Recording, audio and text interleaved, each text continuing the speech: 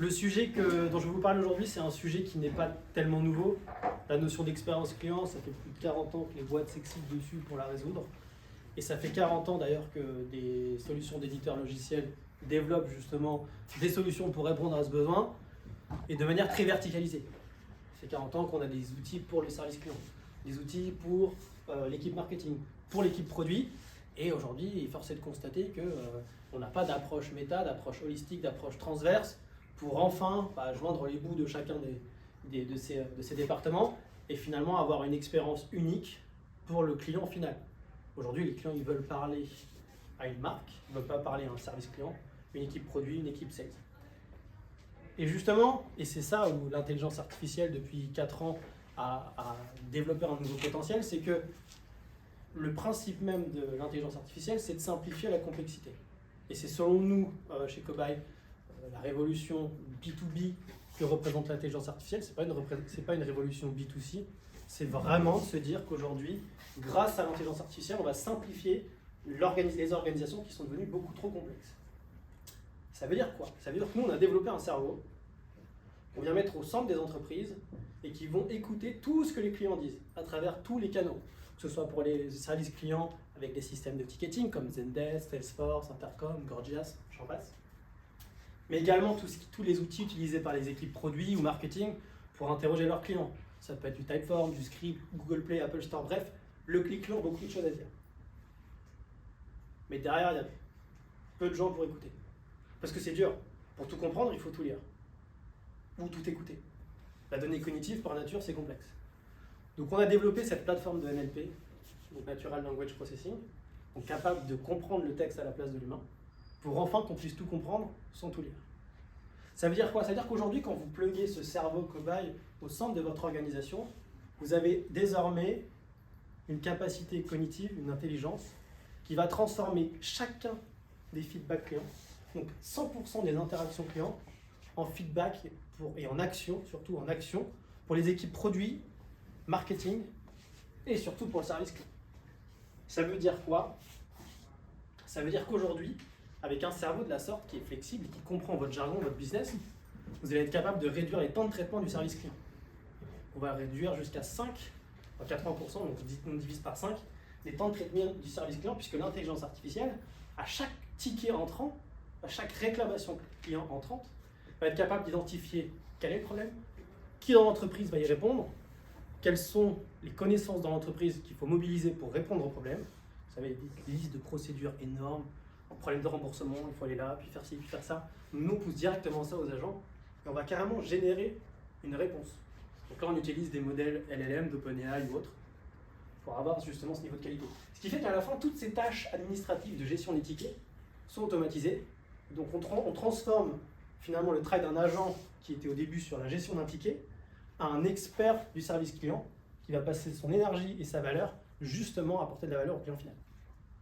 Ça, c'est un cas d'exemple sur le système CARE, mais effectivement, à partir du moment où vous êtes capable de comprendre 100% des interactions clients, vous pouvez alimenter votre roadmap produit, vos actions marketing, détecter en temps réel des détracteurs pour les transformer en promoteurs. Et c'est ça, finalement, aujourd'hui, la puissance de l'intelligence artificielle qu'on a développée chez Cobaye en propre, c'est d'être capable de se dire tout le monde dans l'entreprise devrait parler la voix du client, tout le monde devrait l'utiliser, mais comment est-ce qu'on le rend accessible aux équipes métiers? Et donc la solution SaaS qu'on a développée, les plug and play, on n'a pas besoin d'être data scientist, on a juste besoin de savoir ce qu'on cherche. Et encore, on a des modèles de NLP qui utilisent des algorithmes de non supervisés. Donc l'IA, derrière, vous propose carrément d'aller découvrir ce que les clients vous disent pour enlever votre biais. Ce qui fait qu'aujourd'hui, vous avez une vision 360, temps réel, qui s'adapte et qui évolue dans le temps pour comprendre vos clients. Et ça, l'équipe care, l'équipe produit et l'équipe marketing, elles sont assez, c'est ce dont elles ont besoin. Donc aujourd'hui, on travaille pour un certain nombre de clients. On a plusieurs. On a les grands comptes comme Michelin, EDF.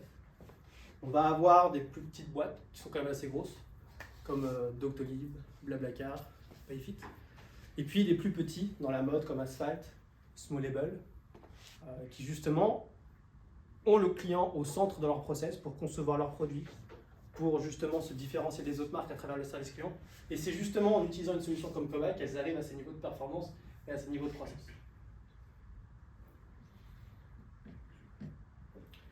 Ajoutez-moi sur LinkedIn.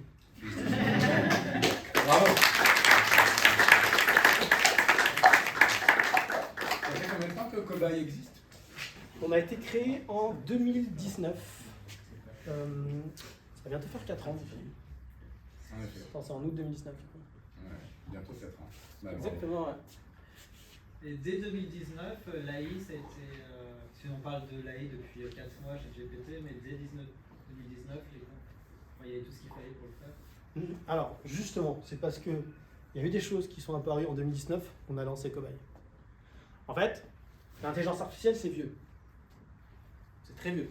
Ça fait plus de 60 ans qu'on ne fait pas d'intelligence artificielle. Seulement, on a été au fur et à mesure limité par certaines contraintes. Au début, c'est surtout technique. Puis après, il y avait des puissances de calcul, des manières de représenter l'intelligence artificielle, des mindsets, des process. Et en 2019, ils sont sortis ce qu'on appelle les transformers. Alors, pas le cinéma. Voilà. Les transformers, ce sont des modèles d'intelligence artificielle qui ont été développés par des grands GAFA notamment, mais pas que, et qui, eux, sont très très très très bons. D'ailleurs, les GPT, hein, le T, c'est transformers. Ce sont des modèles d'intelligence artificielle qui sont très très bons pour comprendre, enfin plutôt, si je vous fais simple, quand vous avez une phrase à trous, bah les transformers arrivent à remplir le trou. Voilà, c'est simple. Et du coup, ça change beaucoup de choses. Et c'est à partir de ce moment-là, on s'est dit, ok, il y a une innovation technologique, là on arrive à tout comprendre sans tout lire. Par contre, ce qui manquait derrière, c'était de faire en sorte que chaque modèle comprenne la spécificité d'une boîte et rendre ça accessible à des utilisateurs qui n'ont aucune compétence de développement, qui eux sont focalisés sur une seule chose, leur métier. Et donc c'est en 2019, il y a eu l'innovation technologique des transformers, mais il n'y avait personne qui la rendait disponible. Et c'est pour ça qu'on s'est lancé sur l'expérience client. Est-ce que ça peut servir à paramétrer un chatbot de customer service avec WhatsApp notamment? Oui. Il y a peut-être des choses plus simples à faire. Parce que j'ai testé effectivement des expériences clients, des robots de service après-vente sur WhatsApp. Ouais. Et, notamment un qui est chez Bose. D'accord. Et qui est ultra performant. Ok. Je me demandais si c'était ça qui était derrière. Alors non, c'est pas nos clients encore. L'intérêt de ce qui est capable de faire Cobaye, on disait, ça apporte de la valeur au service client, au produit, au marketing. Ce qu'on oublie, c'est le client aussi. Hein. Évidemment, à la fin, c'est d'apporter une réponse au client. Que ce soit à court terme, sur le service client, ou moyen terme, à travers des actions produits au marketing. L'intérêt d'avoir une intelligence artificielle qui est capable de comprendre une demande et de trouver la réponse, c'est qu'on peut automatiser un certain nombre d'actions. Nous, techniquement, on est agnostique sur la source et la sortie. Donc oui, on peut faire sur WhatsApp. Aujourd'hui, on n'a pas de clients qui le font sur WhatsApp.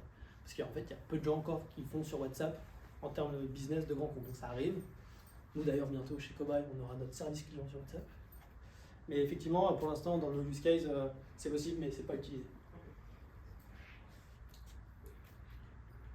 Parfait. Peut-être une question. Quel est le principal usage que vous avez aujourd'hui? Est-ce que c'est je collecte de la data et derrière je prépare des réponses pour valider, envoyer au client, ou c'est utilisé pour autre chose?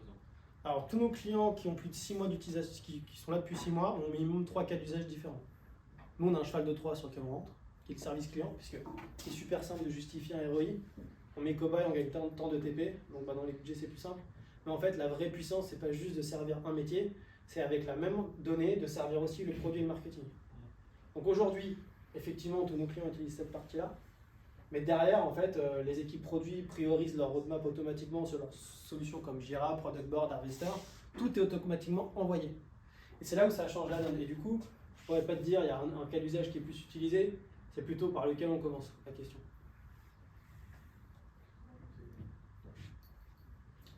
Oui. Merci. Une dernière question? Une dernière question, allez-y. Après, de toute façon, on aura tout le loisir. Je reste là. Oui, c'était juste pour savoir comment est-ce que vous avez réussi à entraîner votre IA, avec quel type de... Enfin, comment vous avez collecté toutes ces données-là? Alors, c'est là l'astuce. C'est qu'on n'a pas entraîné nos modèles. Parce que si on entraîne nos modèles, ça veut dire qu'on crée des modèles généralistes qui sont spécialisés par industrie et qui donc ne sont pas flexibles. Il y a nos concurrents ont développé cette technologie qui n'est pas flexible, qui est statique. Donc ils ont dû récupérer plein de données d'entraînement, créer des modèles qui posent sur étagère chez leurs clients. Très bien, vous faites par exemple un modèle dans la food tech, mais la réalité c'est Gorillaz, Frishti, Uber Eats et Deliveroo. Certes, ils sont dans le même écosystème, mais leurs opérations ne sont pas du tout les mêmes. Et du coup, au final, un modèle généraliste, ça ne marche pas. Donc on s'est dit, il faut qu'on prenne le chemin, la chose à l'envers. Il faut que chaque client ait son propre cerveau, mais en même temps, nous, on ne voulait pas faire du conseil, puisqu'on vient du conseil, les 3 fondateurs, on ne veut pas redévelopper derrière une IA spécialisée par client. Donc on a fait 3 ans de R&D pour construire justement un framework qui permet de partir de la donnée client, enfin qui vient mettre dans Cobaye, de créer son propre modèle, de converger grâce à une interaction entre les équipes métiers et Cobaye. Ça prend moins d'1 semaine. Et au bout d'1 semaine, on a un cerveau opérationnel qui va livrer tous ces use cases. Donc au final, l'astuce était de développer un cerveau qui s'entraîne tout seul, plutôt que de proposer des modèles déjà entraînés. Ce qui fait qu'aujourd'hui, cette flexibilité elle nous permet de servir tous les use cases dont j'ai parlé.